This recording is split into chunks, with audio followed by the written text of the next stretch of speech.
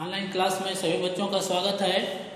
आज क्लास 7 का ये पार्ट 4 जो आपके वीडियो है जिसमें ये एक्सरसाइज 1B यानी नंबर सिस्टम में हम लोग आते हैं एक्सरसाइज 1B। अब ध्यान दीजिएगा, इसमें हमें परिमेय संख्याओं को दर्शाना है कि हम लोग संख्या रेखा पर कैसे दर्शाते हैं, यानी परिमेय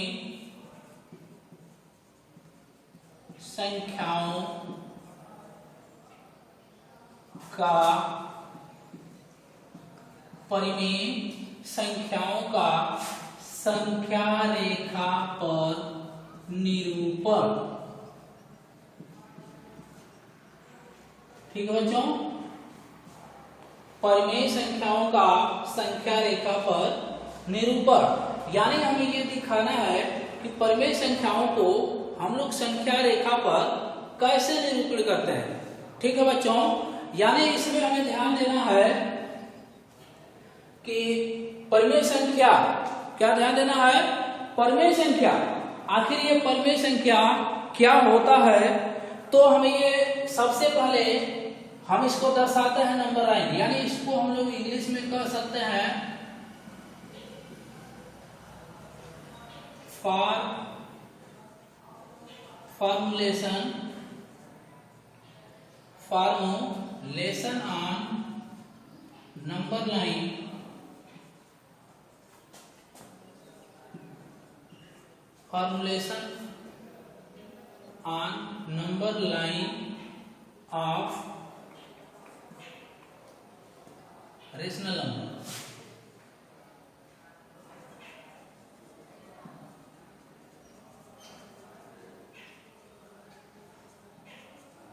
ठीक है बच्चों, अब ये ध्यान दीजिएगा, हम सबसे पहले नंबर लाइन को दर्शाते हैं।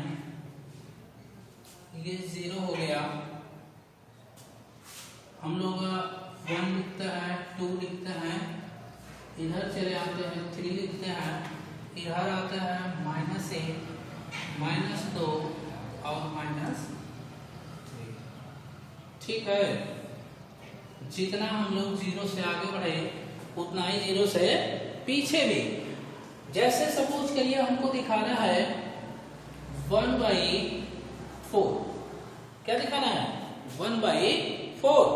अब इसमें अगर यहाँ पे 1 लिखा जाएगा, 2 लिखा जाएगा, ऐसे ध्यान दीजिएगा। अगर ये हमारा 3/4 है तो कैसे हम नंबर लाइन पे दिखाएंगे, अगर ये 1/4 है तो इसको कैसे दिखाएंगे। देखिए सबसे पहले ध्यान दीजिएगा बच्चों, जब हम लोग ये नंबर लाइन को दर्शाएंगे तो इसमें 1/4 यानी नीचे वाला जो हर है यानी 4, इसको हम 4 भागों में बांटेंगे, यानी इस 1 को 4 भागों में डिवाइड किया गया है। कितने भागों में, 4 भागों में। देखिएगा, अब इसको हम 4 भाग में डिवाइड करेंगे, 1 2 3 और ये खुद 4 हो गया। हुआ कि नहीं हुआ, इसको हम नीचे लिख देते हैं 1, 4 भाग हो गया। अब ये हमारा एक ही भाग है, यानी ये हमारा एक भाग है, इसी को हम कहेंगे 1/4, यही हमारा कहलाएगा 1/4। अगर हमें 3/4 है तो अब इसको हम दर्शाएंगे कैसे, अब इसको हटा देते हैं, 1 2 3, यानी ये वाला बिंदु हमारा हो गया 3/4।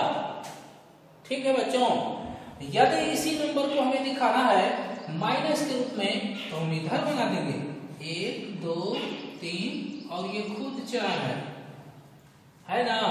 अभी -3 यानी 1 2 3, ये हमारा कहलाएगा -3/4। ठीक है बच्चों, अब इसमें थोड़ा सा ये भी ध्यान दीजिएगा कि अगर ये हमारे सिंपल मान हो गए ना, यानी हर बड़ा है और अंश छोटा है, तो हमने हर को बांट दिया कि नहीं, क्योंकि ये हर बड़ा है अंश छोटा है, तो ये सीधा सवाल है, इनको हमेशा 0 और 1 के बीच में होगा नंबर। अगर ऋणात्मक है तो 0 - 1 के बीच में। अगर वो हमारा पॉजिटिव है तो 0 और 1 के बीच में होगा। डिवाइड करके आप चेक कर सकते हैं।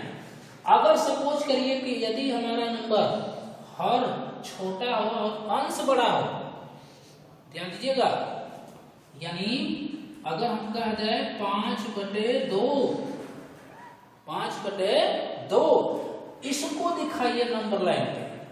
5/2 देखिए पॉजिटिव है, 1 2 3, -1 -2 आगे और भी दिखा सकते हैं। तो हम क्या करेंगे कि हम हर से अंश में डिवाइड कर देते हैं। क्या कर दें? डिवाइड, यानी भाग कर देते हैं।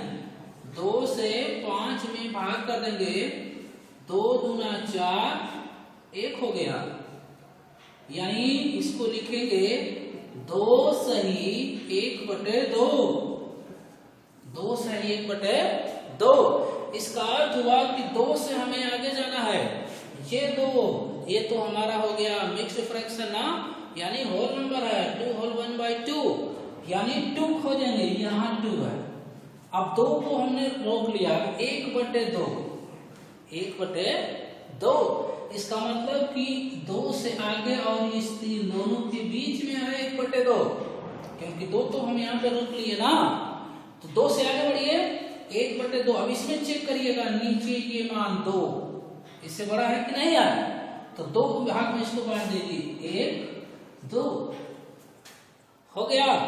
अब इसके बाद उसका एक पार्ट ले लेंगे, यानी ये वाला भाग हमारा हो गया। अब ये दोनों को मिला के लिख देंगे 5/2। अगर हमारा ये नेगेटिव नंबर है यानी ऋणात्मक है तो हम इधर बनाएंगे, धनात्मक है तो उधर बनाएंगे। एक बात और, जितने भी हमारे ऋणात्मक नंबर होते हैं, जितने भी हमारे ऋणात्मक नंबर होते हैं वह हमेशा 0 से छोटे होते हैं, और जितने हमारे मान धनात्मक होते हैं परिमेय संख्या के, वह हमेशा 0 से आगे होते हैं। ठीक है बच्चों। अब इसके बाद हम आते हैं, अगला क्वेश्चन हमारा है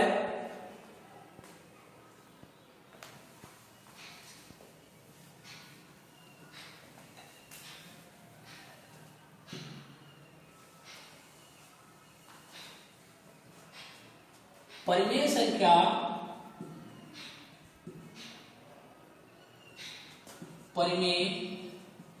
संख्या का निरपेक्ष मान, परिमेय संख्या का निरपेक्ष मान, यानी absolute value of rational number.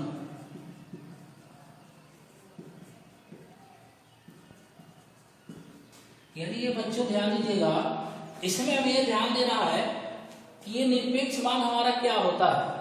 ठीक है, यदि कोई हमारा धनात्मक परिमेय संख्या है, धनात्मक परिमेय संख्या है तो उसमें कोई परिवर्तन नहीं होता है। लेकिन यदि हमारा ऋणात्मक परिमेय संख्या है तो वह भी मान हमारा धनात्मक हो जाता है। इसी को हम लोग कहते हैं निरपेक्ष मान। यानी इसका सिंबल हमारा है, अगर 1/2 है, यहाँ पर हो गया -1/2। सपोज करिएगा 1/2 ये सिंबल हमारा है, इसको हम लोग मापांक भी बोलते हैं, निरपेक्ष मान भी बोलते हैं, एब्सोल्यूट वैल्यू भी ऐसे ही निकालते हैं। तो आपका हो गया 1/2। अगर इस मापांक से हम बाहर करेंगे तो ये मान हमारा 1/2 ही होगा, और यहाँ पर भी अगर हम बाहर करेंगे तो ये भी 1/2 होगा। यानी धनात्मक और ऋणात्मक संख्या का निरपेक्ष मान हमेशा धनात्मक होता है। क्या होता है? धनात्मक। कोई भी नंबर ले लीजिए, -5/6, इसका मान हो जाएगा 5/6। और यदि हमारा धनात्मक है तो भी हमारा होगा 5/6। ठीक है बच्चों। अब इसके बाद हम आते हैं अपनी एक्सरसाइज पे।